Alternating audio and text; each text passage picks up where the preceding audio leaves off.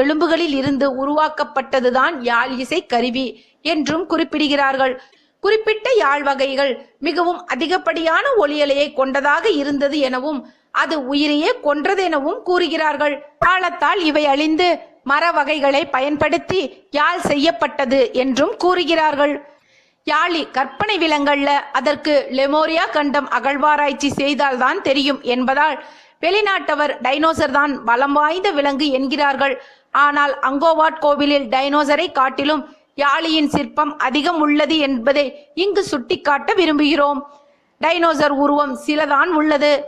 டைனோசரையே பார்த்து வியக்கும் ஆங்கிலேயர்களுக்கு அதற்கு மேலான யாழியையே கட்டி ஆண்டுள்ளான் என் தமிழன் என்று தமிழனின் வீரத்தை பறைசாற்றும் விதமாக கோவில்களில் இதற்கு யாழி சிற்பத்தின் மீது தமிழன் இருப்பது சான்றாக உள்ளது. தமிழன் என்பதில் பெருமை கொள்வோம். இது போன்ற மேலும் சில அரிய